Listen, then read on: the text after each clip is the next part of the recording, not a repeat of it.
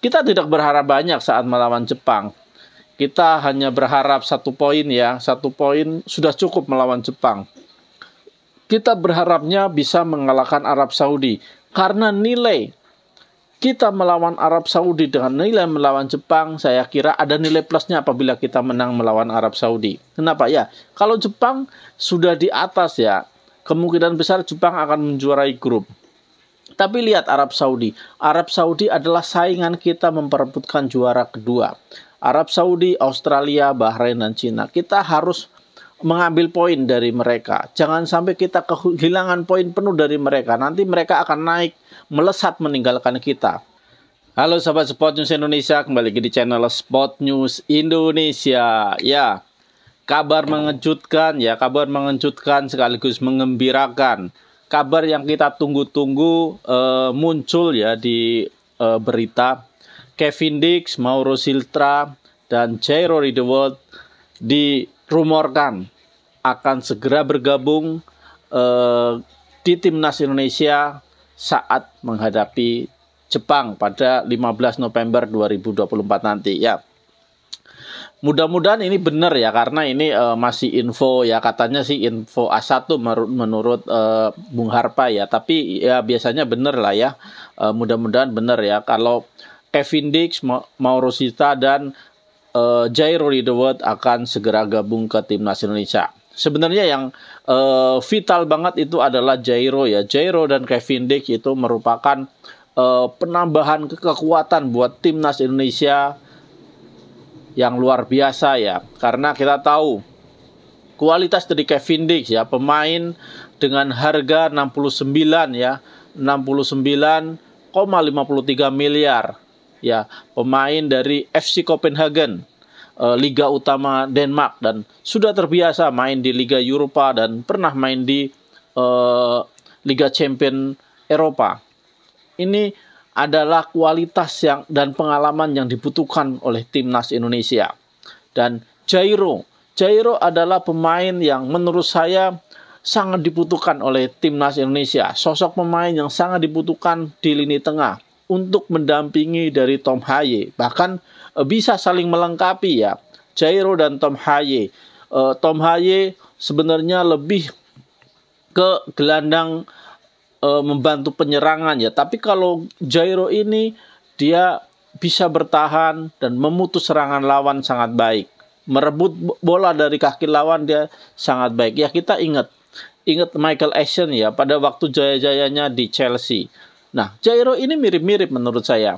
Jairo saya rasa sosok pemain yang sangat dibutuhkan di timnas Indonesia. Mungkin kalau di Indonesia mirip-mirip dengan Ricky Kambuaya ya, tapi ini versi Eropanya ya, versi Liga Eropanya. Jadi kualitasnya tentu lebih baik ya, karena dilihat dari nilai pasar juga lebih baik daripada Ricky Kambuaya. Jairo memiliki nilai pasar 52,14 miliar rupiah, setara dengan Tom Haye. Dan apabila ini sudah dinaturalisasi oleh timnas Indonesia, tentu akan menambah kekuatan di lini tengah. Karena kekuatan kita di lini tengah sangat tipis ya, karena kita tidak mempunyai pelapis buat Tom Haye.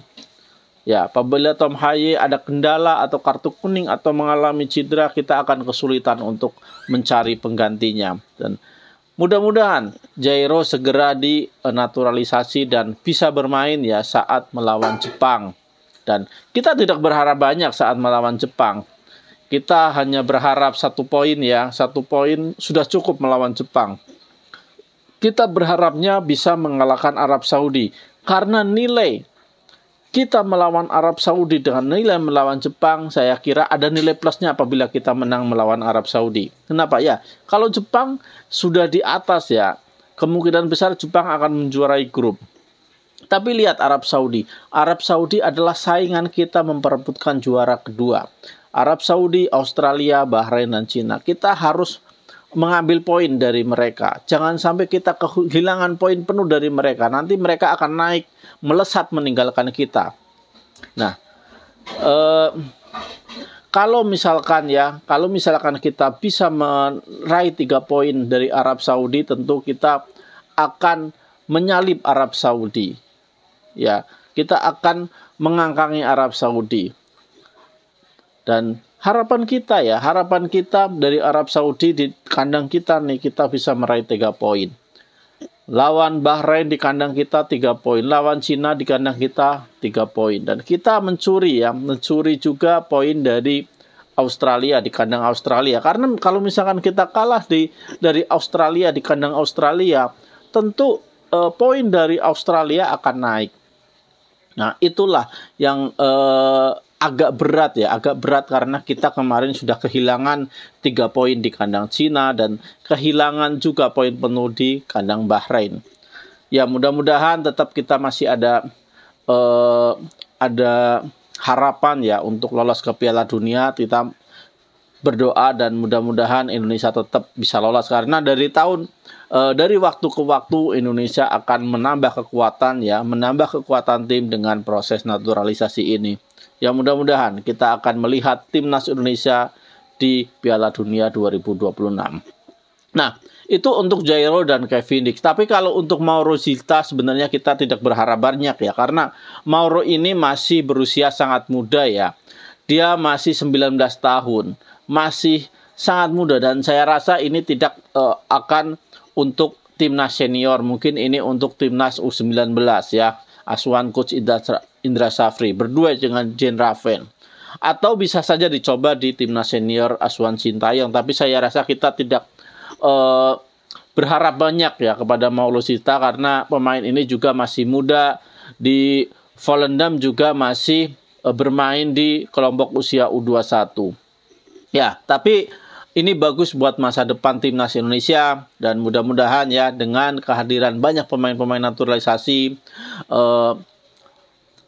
timnas kita semakin kuat dan bisa lolos ke Piala Dunia. Dan kita juga berharap kompetisi di Indonesia juga dibenahi ya, terutama kompetisi usia muda ya. Liga-liga usia muda harus digalakkan, harus ada liga-liga usia muda supaya BRI Liga 1 atau kompetisi utama Liga Indonesia banyak mendapat pasokan-pasokan pemain muda dari kompetisi-kompetisi usia muda, dan ujungnya ke timnas Indonesia supaya timnas Indonesia tidak kehilangan talenta dari kompetisi dalam negeri. Oke, terima kasih. Semoga Indonesia akan lolos ke Piala Dunia 2026 nanti. Kita harapkan semua dan kita berdoa supaya Indonesia lolos ke Piala Dunia. Indonesia bisa.